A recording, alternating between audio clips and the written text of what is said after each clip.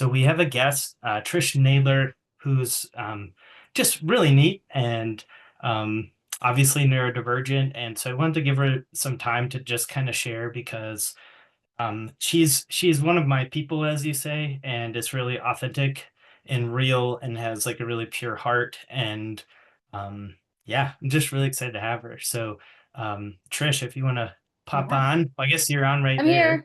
Yeah, Yeah, yeah. And so would you give your um bio real quick for anybody who yeah, hasn't met you? sure. So for those of you who don't know me, I pay Tyler to say nice things about me. Um, I am a MAPS coach. I'm a private coach as well.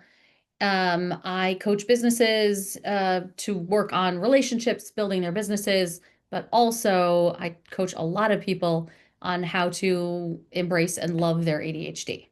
So my background is business.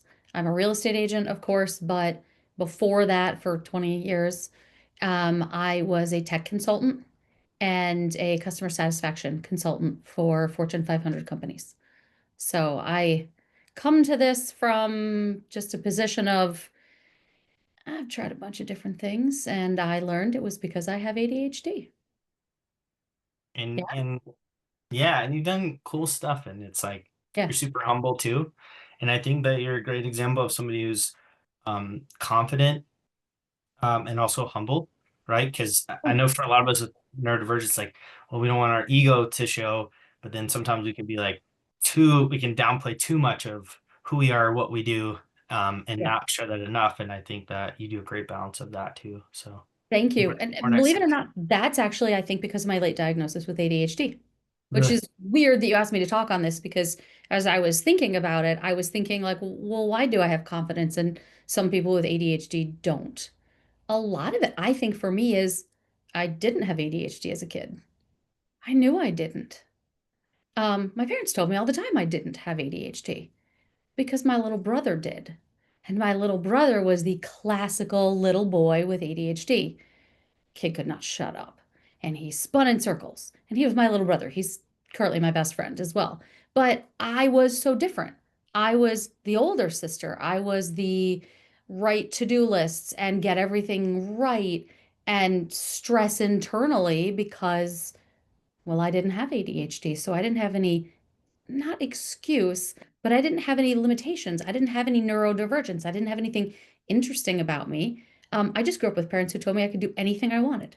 Like, first picture of me ever is me in a t-shirt saying future president of the United States. Because that's what my parents really thought was their kids could do anything. So I grew up with that absolute confidence, knowing, um, sure, if I want it, it's mine, right? So that's the first stage in my ADHD journey is I knew all about ADHD growing up.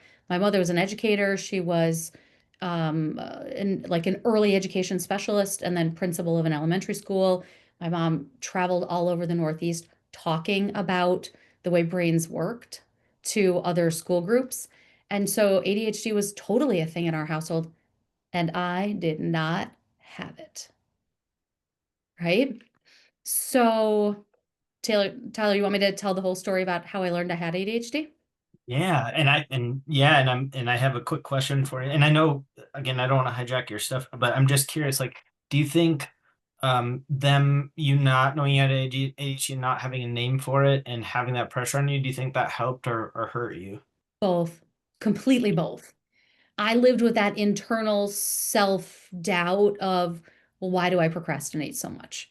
You know, I see all of my other friends who can just get stuff done. Why do I wait till the last minute for everything? Why do I challenge things? Right. And I just thought that was me. I was convinced that's just some weird facet of my own personality.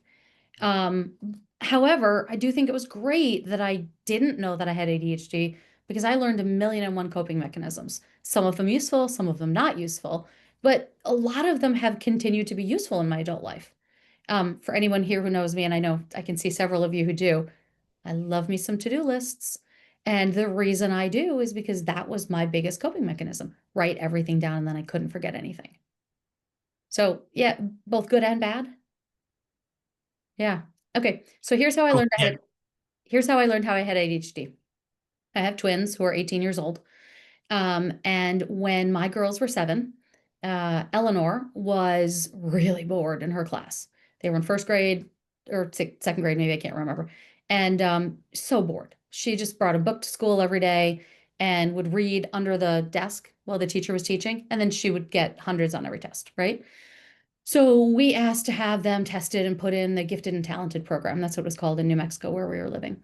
And they tested both my girls, with the rest of the school. It's a standardized kind of test. There was some lady that gave the test. So Vivian passed flying colors, 99th percentile. Woo, she gets into the gifted and talented program. And the principal of the school, who was my very good friend, called me and said, "Hey, can we talk? Eleanor failed that test so badly that I am legally required to provide special services for her. Like, we probably can't have her in a traditional classroom." And that's obviously not the case because she's bright, but she shows up as having an IQ of like 65 because it was an IQ test, right? So she's like, "Can you please talk to her and see what happened?" So I went home. I was at work. I went home and I said, "Hey, E, what happened?" And she said, "Oh yeah, that test." Remember, this is a 7-year-old. And she said, "I didn't like that lady's voice. So I decided to draw a picture on my Scantron form. It was ABCD. She's like, so I made it curvy. And do you know what that reminded me of? That reminded me of dragons. I love dragons. So, Mom, I've decided I have dragons." Or no, she didn't say I've decided. She said, "I have dragons. I have 5 dragons, and they live out there in the world. One of them is so big." And she had invented a story of 5 dragons in her head during the standardized testing. And that's what she did instead. And as a result, the principal said, "I really would like to keep her in the regular classroom. She probably needs to be in the gifted and talented program, but you need to take her to a private psychiatrist to get her IQ tested again so I can legally keep her in the classroom and insist that she gets, the higher level learning, not be put in a remedial classroom." Anybody else recognizing this or laughing so far? Because this was actually really hilarious and also stressful at the time. So we took her to a private psychiatrist. Thank the gods, it was covered by our insurance. And they did IQ testing. But when they do IQ testing for a kid, they also test them for all sorts of other things that you don't even realize, right? They're aware of how kids' brains work. So after 7 hours of testing, it was like play therapy and all sorts of stuff. The psychiatrist came out and she sat me down and she said, "Well, congratulations. Your daughter is literally probably a genius," which she really is. And also, she has the worst attention span of any kid I think I've tested in 4 or 5 years. She said she's got an attention span of like 16 seconds. And they actually tested that. She said, for 16 seconds, she can focus. And then after that, she's just gone if she's not engaged. So she said, "Does ADHD run in your family?" And I said, "Yes, my brother has ADHD." And she said, "Well, what about you or your husband?" And I said, "I do not. I do not have ADHD." And she said, "Oh, okay, great. What about your husband?" And I said, "Nope, and he really doesn't." Um, and she said, "Well, you might want to look into it. It runs in families, so you might have some tendencies." And I proudly said, "No, not me. Thank you very much." And we went home with a shiny diagnosis for Eleanor and some behavioral strategies and whatever. And really, all I wanted was to get her into the stupid gifted and tested, get talented program to get her out of her boring teacher's classroom. So we got her diagnosis, and I decided, well, good parent that I am, I'm going to research how do you handle ADHD in little girls? What should I be doing for her? How do I do this? And as I was reading this, I thought, yeah, Donna, by the way, literally, that was me. No, not me. Thank you very much. I do not have that. So I was researching how to best structure things for Eleanor, and I identified with every single statement. And so I spent about a year going, no, there's no possibility. I know I don't have ADHD. My mom, the learning expert, told me I don't have it. And so I called my mom. "Do you think I have ADHD?" And she said, "Absolutely not. You totally don't.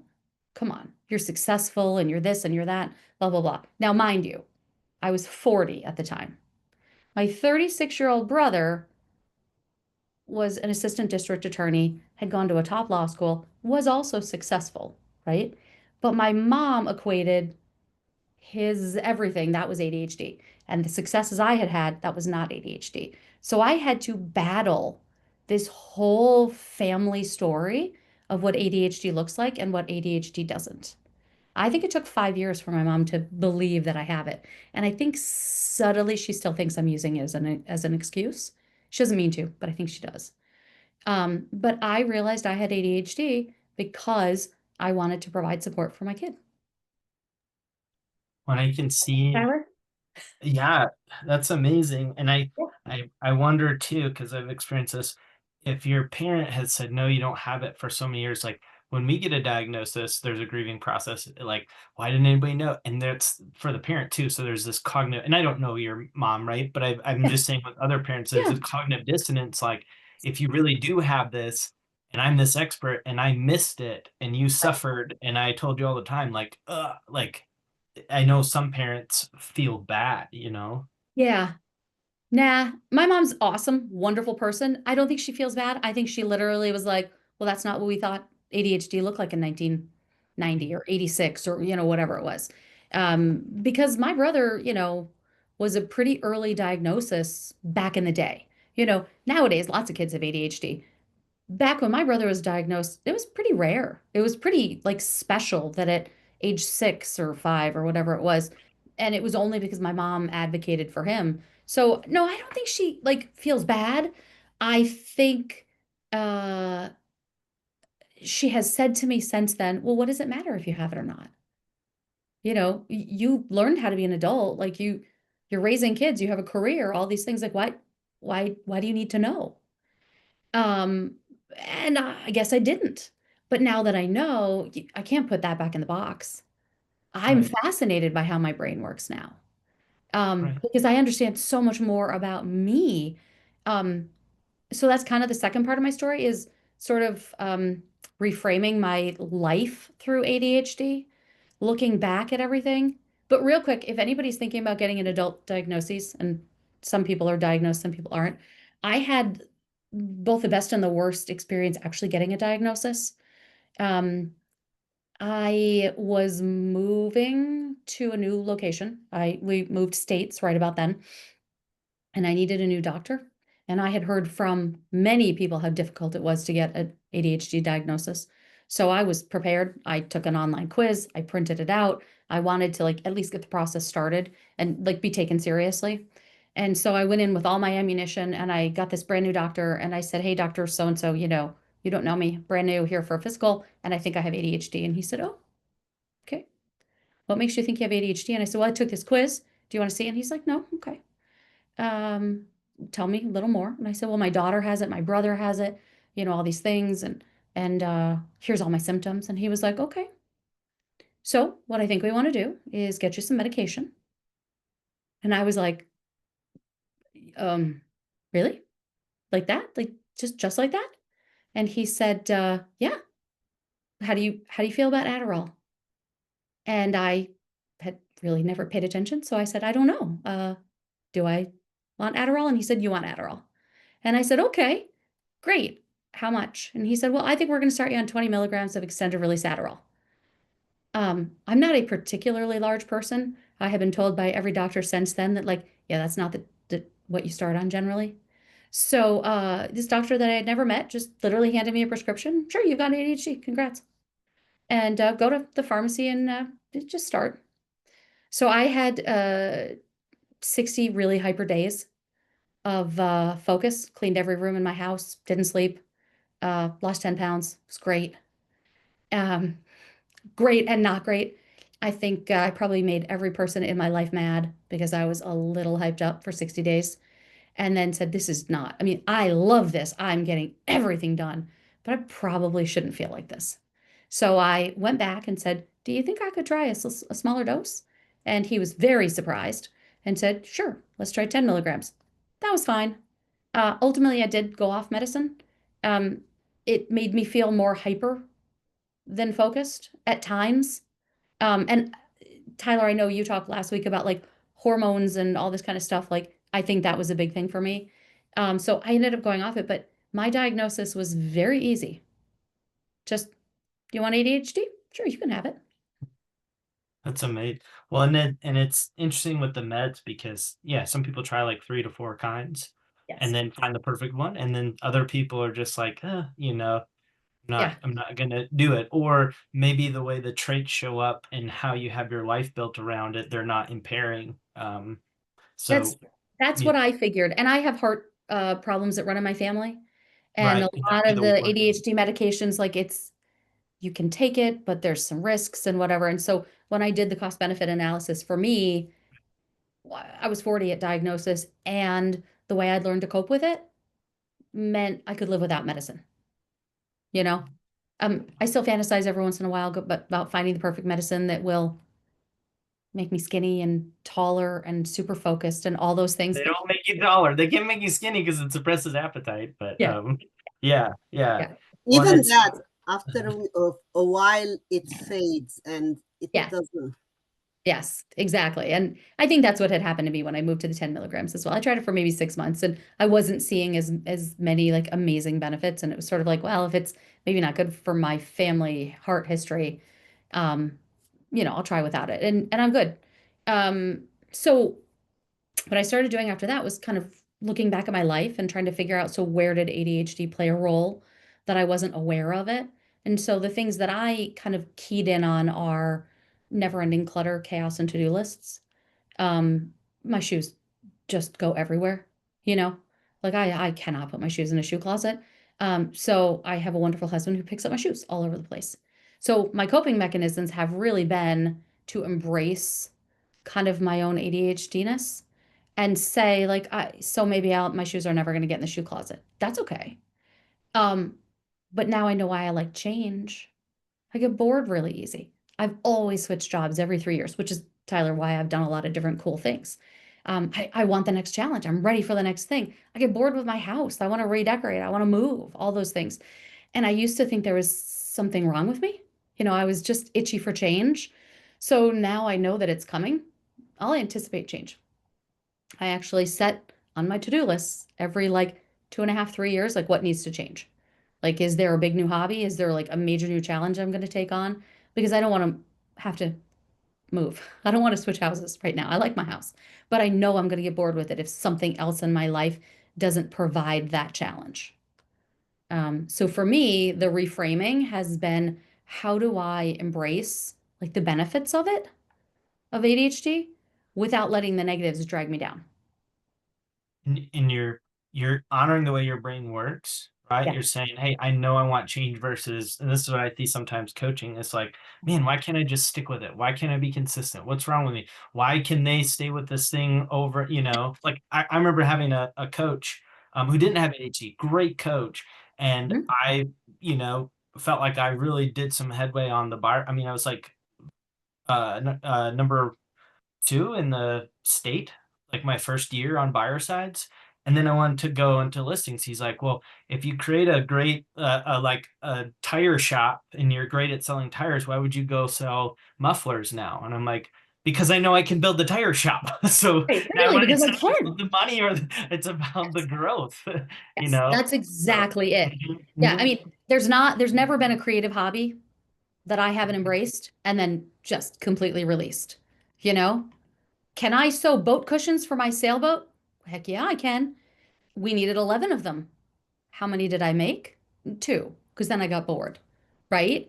But I learned how to do it. I mastered that. And gosh darn it, they were adequate boat cushions. And then we had to hire somebody to make the 9 others because I was done. I could do it. So I think for me is I just got real clear with the fact that I wasn't made for consistency. There are some things I need to be consistent on, obviously, right? You have to eat every day. You have to drink enough water. You have to keep your house generally picked up. You have to do all these things. But if I wasn't made for consistency, then I needed to find systems that would be consistent for me. So in real estate, in coaching, I am a huge fan of leverage because I'm not consistent. I am never going to remember to follow up with one of my clients, my real estate clients. I love them in the moment so, so much.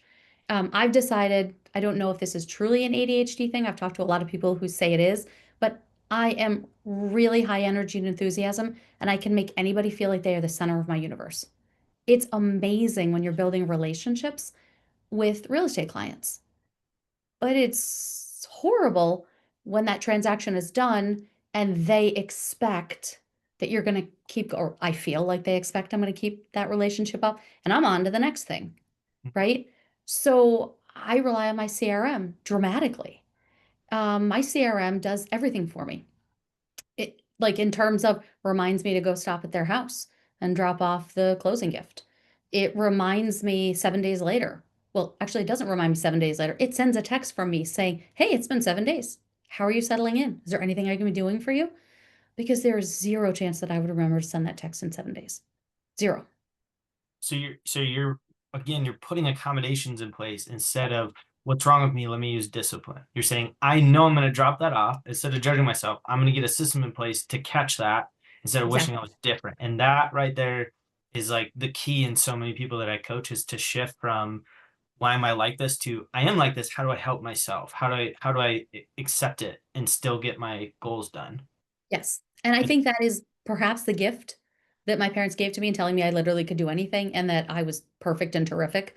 I really don't think I'm perfect and terrific, but I didn't start doubting myself. Like, I didn't have the childhood where I doubted myself all the time. I had the childhood where I really believed that if I worked hard enough, I could get it done.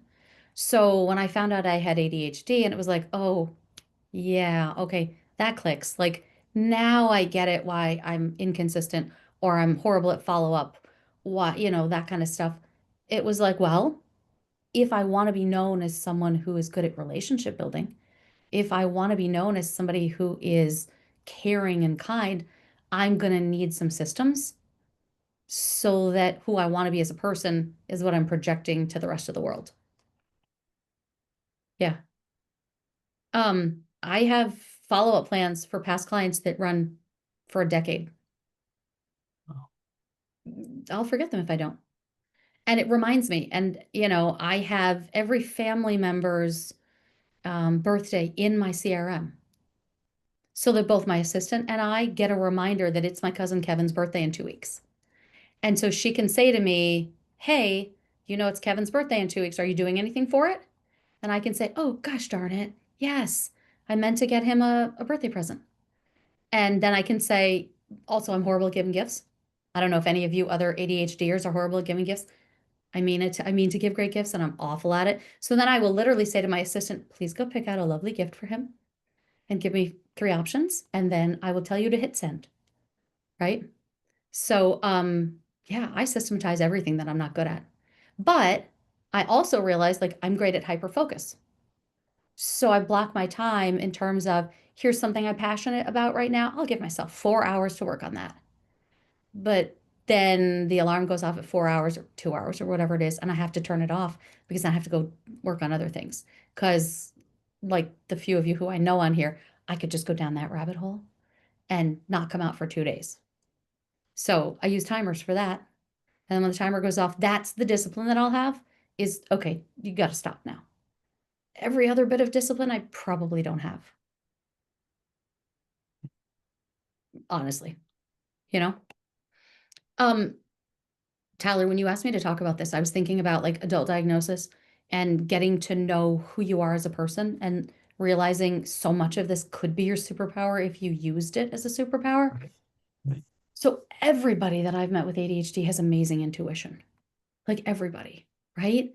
Like, you just get a feel for people, or you just know if something's going to work. But also, like, sometimes those things you push back on. For me, it was scripting. When I joined KW, we were all about scripting. I was supposed to be in the office at 8 a.m. and practice our scripts. I just could not do it.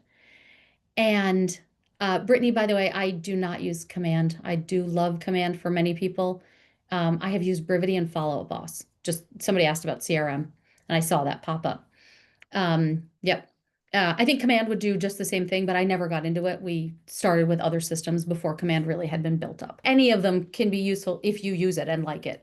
Um, for me, though, I couldn't get into scripts, and I really beat myself up a little bit. They're so useful. We're supposed to. Why can everybody else do scripting? Why can't I? And then as I dug into actually having ADHD, I realized, well, I can't use these scripts because they don't feel authentic to me. And my intuition is telling me I'm going to sound like a jerk or a pushy salesperson if I use any of these words. It's not how I speak. And so instead of saying, well, let me just throw that out the window, I actually had a fantastic coach.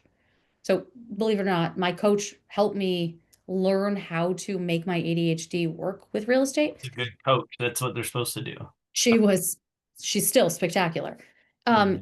She challenged me in terms of, okay, well, if it works for tons of people and it's not going to work for you, what's the reasoning behind scripts? Why do we do them? Right? Well, scripts make sense so that you don't have to think about what you're going to say, so that you can listen to the other person, so that there's a response that just comes right out of your mouth. So all of your focus and attention is on listening to them, not planning what you're going to say, right? So I got straight with that and then said, oh, okay, but I could just build my own scripts then. Because if the whole point is to know what I'm going to say, well, I could do that. So I practiced 20 or 30 different things that people typically ask to me. Do you have any kids? Yeah, I have twins. They're 18. That's a script right there. I don't have to think about it. I know if someone asks, do you have kids? Yes, I have twins. They're 18. That's easy. That's a script. So I came up with all the scripts that worked for me rather than forcing myself into something that was really uncomfortable and using everybody else's scripts. Does that make sense? Yep. Yeah. Yeah. Well, totally. Because that's what I'm talking about. It's like, I think initially when you feel a lot of resistance to something, if you haven't had this kind of conversations or permission, you think, man, I gotta push harder. What's wrong with me? Why am I procrastinating? All that stuff versus, oh, hold on, there's a bunch of resistance around the script or around the system or around the schedule. Like, where's the resistance coming from? What am I resisting? Oh, it doesn't feel authentic. And then instead of, oh, it's a limiting belief, blah blah blah, it's like, how can I make it authentic? And that's that, like, trusting ourselves, because I think especially with late diagnosis, if you didn't have that name for it and you just abandon yourself, like you don't trust yourself. And so it's this like process of learning to trust yourself and that you do know the right thing and you can do it, and that you are capable, because you could be seen as lazy or procrastinating, all these names we put on ourselves our whole life, instead of like, hold on, maybe I know a better way, Yeah, for me. maybe. Okay. Well, that was actually the one story I was going to give you in terms of how does my life look really different pre-ADHD, post-ADHD is procrastination, believe it or not. So prior to learning I had ADHD, I thought I had like a death wish or something when it came to procrastination. There wasn't a task I couldn't procrastinate. And I really, really thought there was something wrong with me. Like I knew I wasn't lazy, but also like, what is wrong with me? Why do I push everything to the last minute? Like, am I trying to test out like how close I can come to failing? Because when I worked in the business world, I used to give speeches to 10,000 people at like the American Marketing Association. Well, you know, you're supposed to do that presentation way in advance. And I would submit a presentation because that's what you're supposed to do. And I would give them a present. And then literally the night before, I would rewrite the entire thing. And I'm not a late person. I cannot stay up late. I know tons of people can, but like if I'm not asleep by 11, I don't function the next day. So I would work till like 11 and then be like, "Ugh, I got to go to bed." And I would wake up again, but I wouldn't wake up early. It was like my crazy procrastination. And then I would work for 45 more minutes. I would perfect it in my own mind. And then I would go deliver this massive speech. But it was like crazy procrastination. So I found out once I had ADHD, well, okay, that's because I was using InCup, right? My brain. Was I interested? Was it novel? Was it a challenge? Well, I was turning it into both a challenge and urgent because that was the only way I was getting my brain to fire. Without that, writing a speech is kind of boring, you know? I'd much rather wing it up there with thousands of people. And that was kind of the death wish. Like, you should not do that. So, what I did instead, now that I knew I had ADHD, is say, okay, I got to trust my intuition. I haven't failed yet, knock on wood, you know? Um, if I procrastinate, it's not procrastination. That's not what it is. I am simply postponing until I know that I have to do it. So I still do that all the time. And now I use it in my favor. If I have a deadline for something really important, like I'm going to give a talk somewhere, or I help people with database stuff and I need to like write some auto plans or something, and I know I have to get it to somebody at 10 a.m. Well, if I don't start it till 9 a.m., it's because I legitimately believe I can do it in an hour. And I'm not going to beat myself up over it. I'm going to say, okay, intuition, like you got me, I guess. Like, let's pull this out of our, and, get it done. And I will avoid it so much that I will try to do anything else, right? So that I don't have to do it. So I'll stack everything else I don't want to do in that time when I'm avoiding. It's a great time to get your house picked up, clean out the garden, make all those phone calls you don't want to make, everything. When I'm avoiding the real thing I have to do, I get tons of work done. So That's it's, you cool. make it your superpower and you say, okay, if I'm a great procrastinator, I'll allow myself to do that rather than beating yourself up. Because I could totally sit there and think of every way I'm failing by writing speeches at 9 a.m. instead of, 3 weeks before. I think when we learn we have ADHD at a later age, it hasn't become part of who we are necessarily. So I think it's pretty natural, at least from people I've talked to try to define, okay, well, who am I now? Right? Like anything you learn as a surprise. What does that mean? Who am I? So I think I was lucky enough, honestly, to have this great coach and some really good friends who said, okay, cool, you get to redefine yourself now. So I redefined who I wanted to be. So I wanted to be great at relationships. I wanted to be organized. I wanted to be purposeful. And I wanted my life to have meaning for other people with ADHD. So those were the four things I decided. So I got to learn about my ADHD while I was redefining myself. And the reason I say that matters is because if you decide, okay, I now get to choose who I'm going to be, you can't fall into victim mode.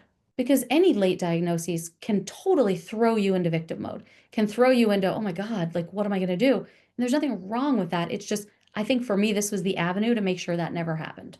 And that's a good point because there's a difference between grieving and validating your feelings about late diagnosis versus, well, I can't do stuff now, or I'm impaired, or I'm not as, or there's a difference between the two. Yeah. Whereas like grieving and processing is really healthy to just be like, man, Yeah. that would have been a lot harder. Things have been hard for me to let yourself cry, that kind of stuff. Yeah. And what do I want to do about how am I going to help myself? How do I empower myself now that I have this new information? How do I believe in my Yep. brain versus like, oh Mhm. man, like Y- everybody has it easier. Yeah. And there's always that roller coaster of emotions, right? For any Oh, of these late diagnoses or interesting things you didn't expect to happen in your life or anything that knocks you sideways, right? Um, Again, I think it was kind of lucky too because I was navigating it for both of my children because we have found out Vivian totally also has ADHD as well, maybe a little bit less severely, or maybe she's like me and just figured out how to mask it a little earlier than some people. But I didn't have the time to really process the emotions immediately because I was trying to make sure that they were, thriving as 8-year-olds or whatever. But it's been kind of cool to grow up with ADHD with my kids, if that makes sense too. So if you get a late diagnosis, find some kid that's just learned how to as well. And you get to watch yourself through their eyes, like as they figure out their superpowers and where they struggle. Like it's been fun watching for the last 11 years, my kids try to figure that out. that's so cool. What a gift too Yeah. for them to have that name for it. And for parents to know too, like if kids like throwing a fit, they could be overstimulated, right? And a lot of us as kids Yeah. got spanked or had to go in our room because we couldn't control ourselves, or in school got punished when our nervous system felt unsafe or overwhelmed or dysregulated, which really what we needed was like, oh, hey, let's go in a dark room. Let's Mhm. breathe, right? Like here's a soft blanket, regulate, and you come out when you feel calm, When you're ready. right? Versus like you're bad for being dysregulated because you disconnect because you stop listening to your nervous system, you disconnect from it, and that's where the like learning to trust yourself comes back because you have to trust your nervous system to navigate situations because it's giving you information. And so that's a whole other process too, is like being in your body and listening to it again as well. There's nothing like seeing a 12-year-old go, Grandpa, you're being too loud. I cannot handle this situation, and change is not easy for me. My executive functioning skills are different than yours. I'm going to go upstairs for a little while. And when I'm ready, I'll come back down. So yeah, so thank you guys for being here. Thank you, Trish. That was Of course, amazing to have you here, have your for you, perspective. anything, you know that. This was fun. Yeah, Thanks everybody for yeah, letting me tell fun stories. yeah. We'll have to bring you back. So have a wonderful day, and yeah, we'll see you next week.